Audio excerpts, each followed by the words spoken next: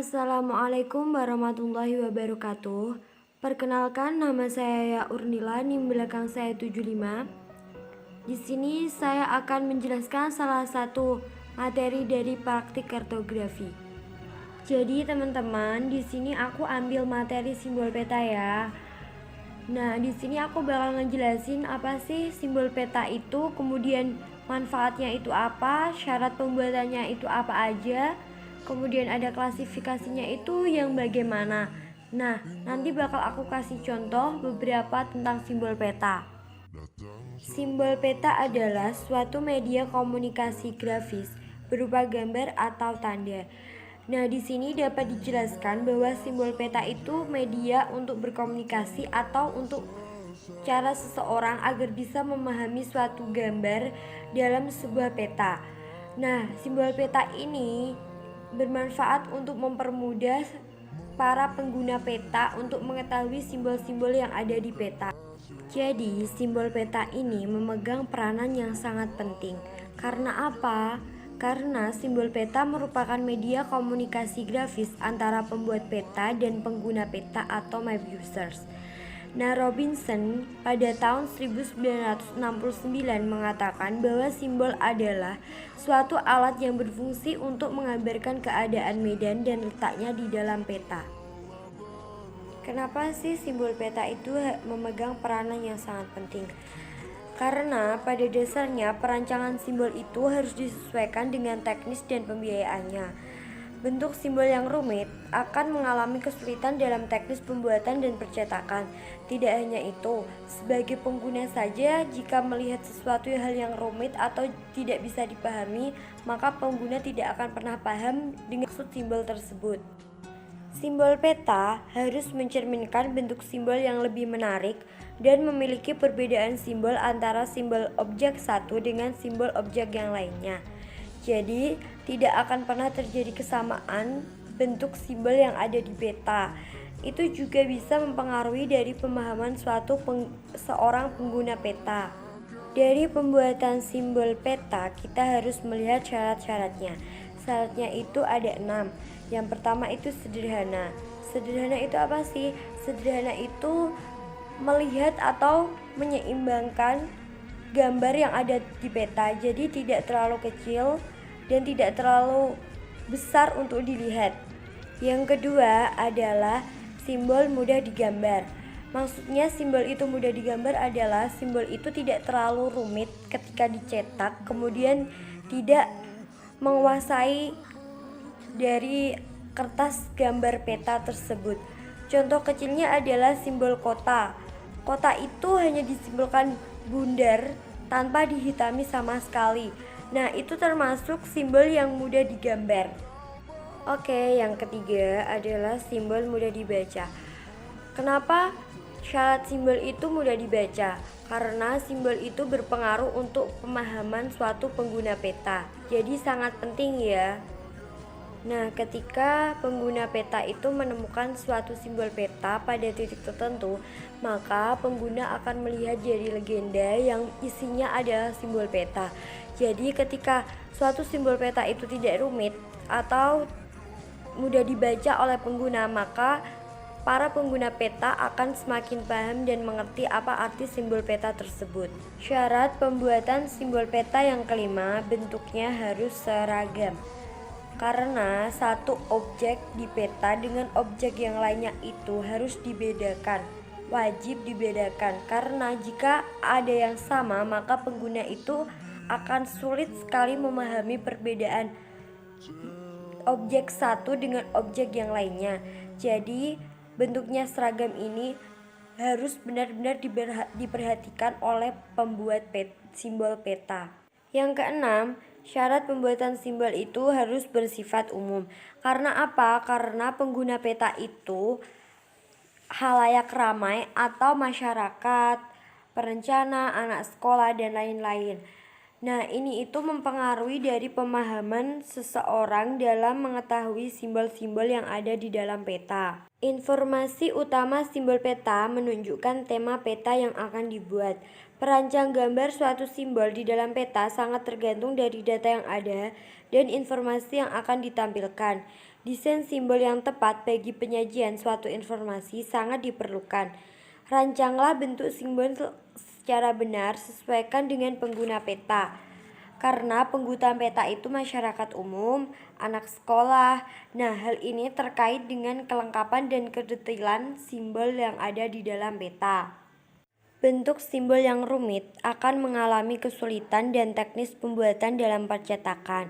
Simbol dengan warna yang banyak memerlukan biaya percetakan yang lebih mahal. Amati jenis data yang akan ditampilkan sehingga akan dapat ditentukan jenis datanya kualitatif atau kuantitatif. Materi yang kedua, klasifikasi simbol peta.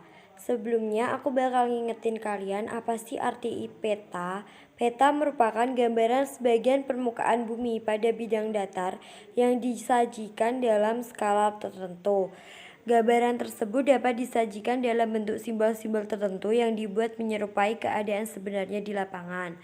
Nah, klasifikasi simbol peta itu ada 3, simbol titik, kedua simbol garis, yang ketiga adalah simbol luas. Yang pertama ada simbol titik. Simbol titik ini digunakan untuk menyatakan lokasi atau bentuk unsur-unsur lain yang erat hubungannya dengan skala peta. Misalnya, bentuk simbol titik ini untuk menandai titik kontrol tanah. Yang kedua ada simbol garis. Simbol garis ini digunakan untuk mewakili unsur-unsur yang berbentuk garis seperti contohnya ya, sungai, jalan, batas administrasi, garis pantai, dan sebagainya. Kalau simbol area atau luas digunakan untuk mewakili unsur-unsur topografi yang berbentuk luas seperti areal pemukiman, danau, daerah administrasi, dan sebagainya. Jadi, ada sifat simbol. Sifat simbol ini ada 2, yaitu simbol kualitatif dan simbol kuantitatif. Kalau simbol kualitatif adalah simbol yang menyatakan keadaan sebenarnya digambarkan dengan bentuk sederhana. Penggunaan simbol ini mempunyai keuntungan, yaitu mudah dikenal, sedangkan kerugiannya adalah simbol tersebut sulit untuk digambar. Simbol ini hanya mewakili unsur yang dimaksud baik berupa titik, garis, maupun luas. Simbol kualitatif dapat digambarkan dengan bentuk simbol titik kualitatif, simbol garis kualitatif, dan simbol luas kualitatif. Kemudian yang simbol kuantitatif ini simbol yang menyatakan keadaan sebenarnya yang digambarkan dalam bentuk yang sederhana dan disertai dengan nilai dan kuantitas. Simbol titik ini mempunyai perbedaan atau dapat dibedakan atas beberapa perbedaan.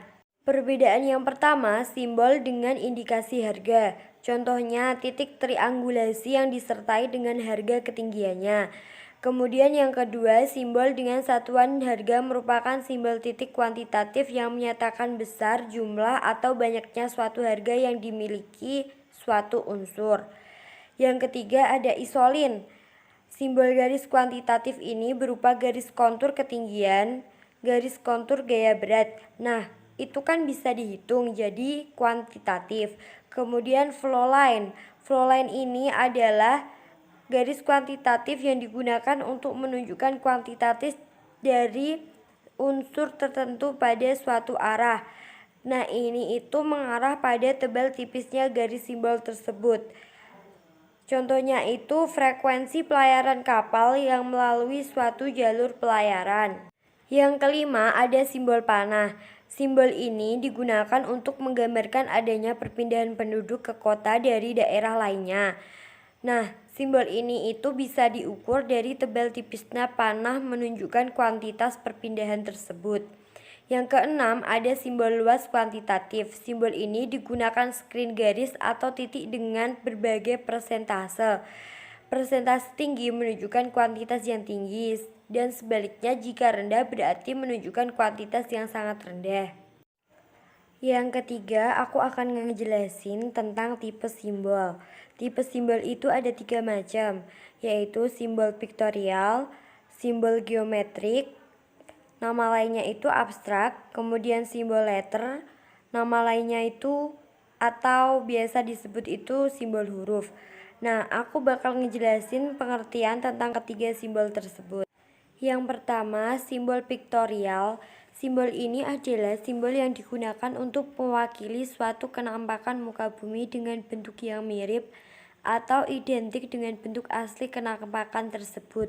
Contohnya, simbol rumah makan, rumah sakit, bandara, dan lain-lain. Yang kedua, ada simbol geometrik atau nama lainnya itu abstrak. Simbol ini digunakan untuk mewakili suatu kenampakan bumi dengan bentuk yang abstrak, yang mudah digambar namun agak sulit diketahui maksudnya. Contoh-contohnya itu ada pasar tradisional, pos polisi, kota kecamatan, jaringan telepon, batas provinsi, rel kereta api. Namun, simbol abstrak atau geometrik ini adalah simbol yang bersifat kualitatif atau adanya garis kualitatif yang menggambarkannya dan dapat ditempatkan pada posisi yang tepat dan benar.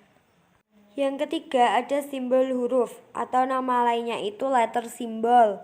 Merupakan simbol yang digunakan untuk mewakili suatu kenampakan muka bumi yang khas atau khusus dengan huruf.